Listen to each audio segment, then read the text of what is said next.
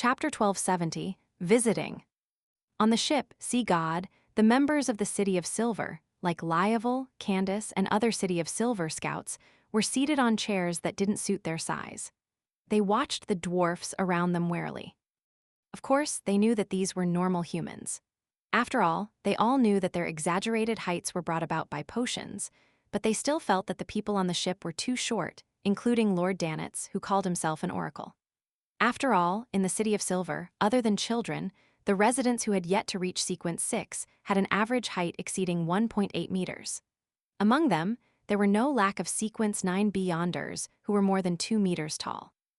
The slight sway of the boat made the half-giants feel somewhat uncomfortable, but their strong physique helped them quickly overcome this influence.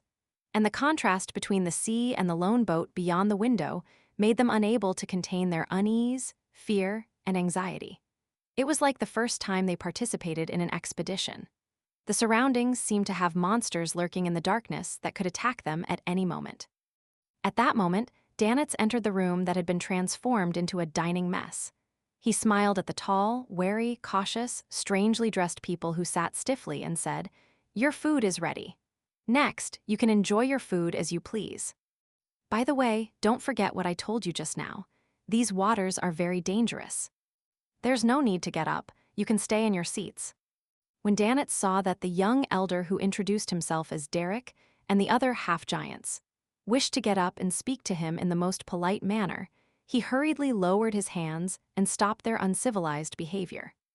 "If I was as tall as them, I would have already begun mocking the people around me." Danitz muttered as he clapped his hands, signaling the crew to send the food in. A strong fragrance immediately drilled into the noses of Derek and the other residents of the City of Silver. It was the scent that they were familiar with when roasting meat-type mushrooms, but there was an additional indescribable smell.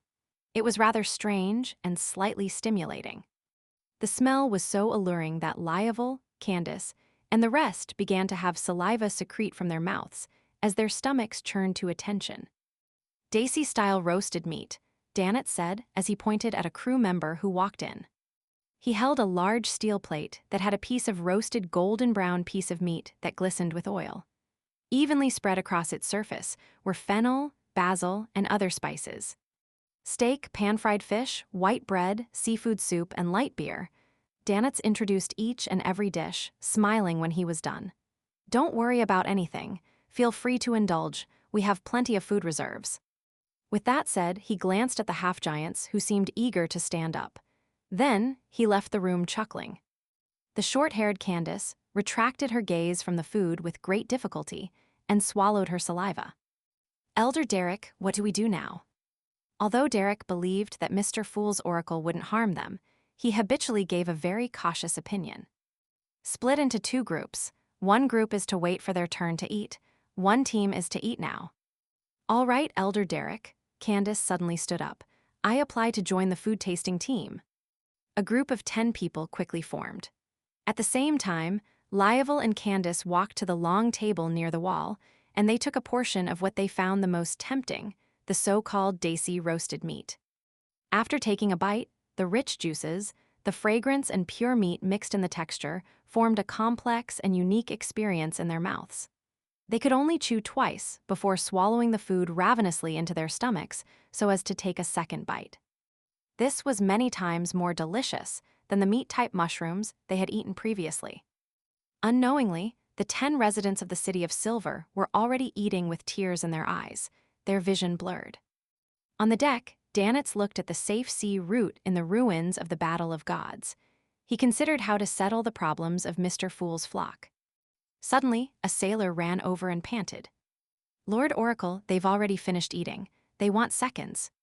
"Where did these guys come from?" Danitz was taken aback. "Prepare another set for them." Seeing that the sailor was about to turn around, Danitz quickly added, "From tomorrow onwards, the crew is to begin fishing." In the Sanya Sea, on an uninhabited island. Klein had gotten used to his current state, and he restrained his spirituality. He planned on teleporting back to Backland and summoning the magic mirror, Arodes, to ask some questions. He wasn't in a hurry to extract the residents of Moon City to the outside world. He planned on waiting for Danitz to settle down the city of Silver's vanguard unit.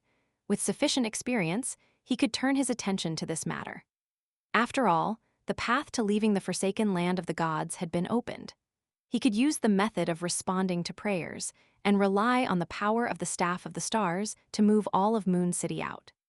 Of course, if the door closed once again, Klein also had a solution.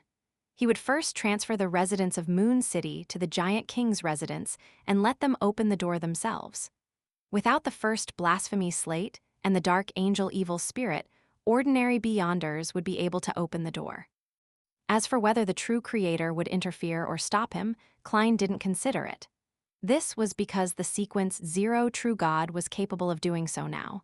He wasn't able to stop him, even if he was disagreeable to it. In addition, Klein believed that the focus of the true creator wasn't placed on this matter. His most pressing concern was to capture Ammon and retrieve the first blasphemy slate. Strictly speaking, this is a family drama. Klein lampooned inwardly. He grabbed creeping hunger from the air, and he wore the sealed artifact that had accompanied him for a long time on his left palm. His body quickly turned transparent and disappeared. In the saturated and stacked spirit world, Klein rapidly moved through the indescribable figures as he approached the coordinates that represented Backland. Suddenly, he came to a stop and stood in the chaotic void, looking at the 7 pure lights that occupied the highest spot in the spirit world. Previously, due to my low sequence, I didn't dare wander the spirit world. Nor did I attempt to visit the 7 lights that had shown their kindness towards me. Now, it seems it's time we meet. They're the embodiments of all kinds of knowledge, and they've lived in the spirit world for countless years. They might know quite a bit of secrets. Just as Klein finished his thoughts, a light suddenly appeared in front of him. An elder in an orange robe appeared. This old man was plump and had a short white beard. He looked very amiable. He looked at Klein and nodded with a smile. "Your Excellency, please allow me to introduce myself. You should remember me. I am Orange Light Hilarion. The last time I saw you, you were very thin." As Klein lampooned, he asked with a smile, "You seem to have predicted that I would visit you."